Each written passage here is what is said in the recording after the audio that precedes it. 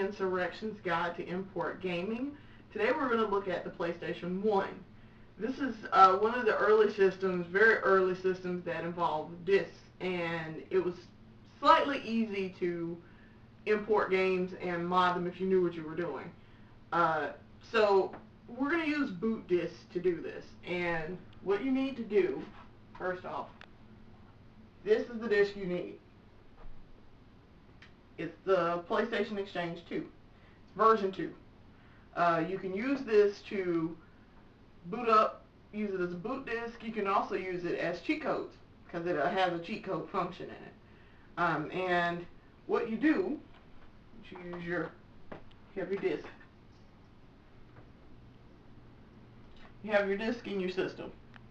Now, the important part is you need this little piece right here. It's a little PVC piece, and you don't necessarily have to have exactly that, but you can use this, and you need it to cover down the little slot that's in your PS1.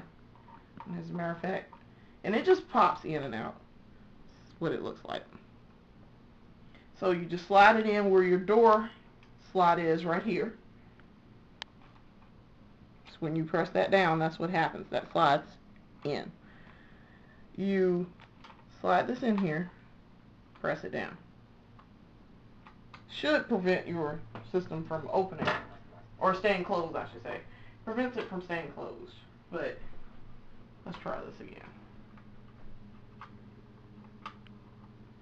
And you just do like that. That's how you know you did it right. This cannot close back. So, put your disc in. Come on your PS1. And please, folks, don't look at the laser. That's bad. Now, if you've seen our other videos, especially the one on PS2, we use this tool. It's a little set of pliers. This is just for this instance, we use this to hold it down. To keep the lid closed, because you really don't want to look in there while it's spinning. Okay, now once you boot up your disc, it says please insert import game and press start.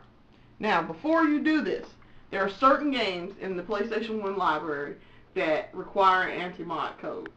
And some of them are Rival Schools 2, or most of the Dance Dance Revolution games, 1st through 5th mix. I know for a fact 5th mix requires the anti-mod code.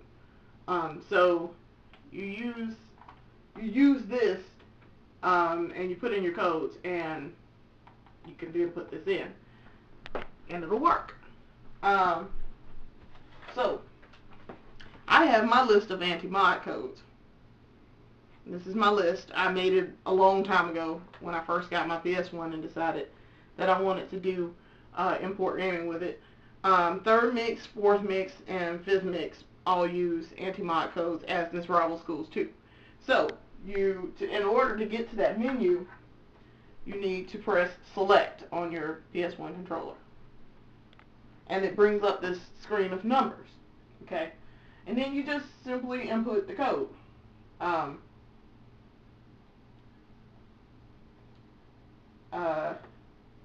while you're doing this, I mean, pay attention because it's kind of important. You really need to pay attention and put it in correctly. Takes a little bit, but and as you can see, I'm just going through and putting in this. I went and got my codes from GameFAQs, and I got them from DDR Freak for the DDR codes because I knew they would have them, and they do. They have a thread devoted to it for getting codes. And once you put in, it's a 2-line code for Rival Schools. And it's kind of, as a matter of fact, it's a lot like using a Game Shark. If you use one of those, I think that's an 8. I think that's an 8. It's real simple to put it in. It's just, hope that you put in the right code. And if it doesn't work, you'll know it doesn't work, because it'll bring up a big circle with a if it even boots it up, it'll bring up a big circle with a line through it, and it's red. And it's in Japanese, but it's basically telling you you can't play this game because it's an import and it's not for your region. So that's why anti-mod codes are important. It's to circumvent.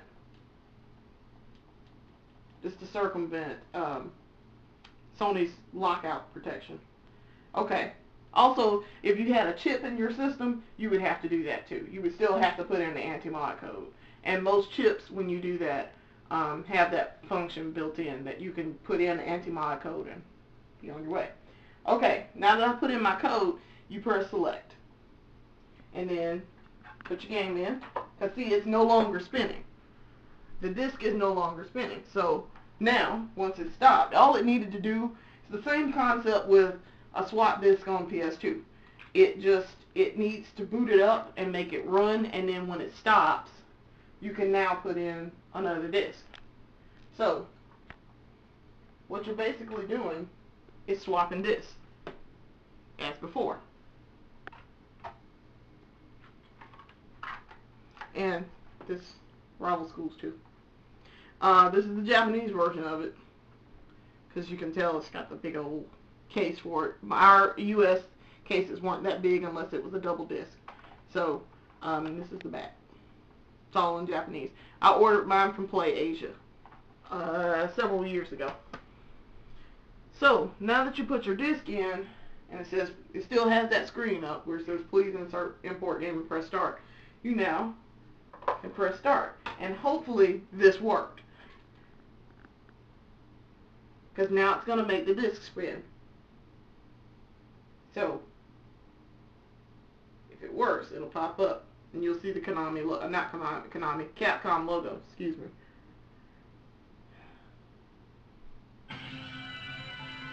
There you go. That's how you know it worked. It's always a comforting sight to see Capcom's logo when you've done that correctly.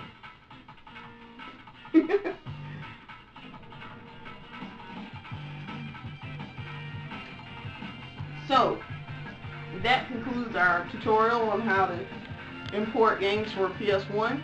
If you can't get yours to work, drop us a note on our YouTube channel and we'll help you out as best as we can. Thanks for watching.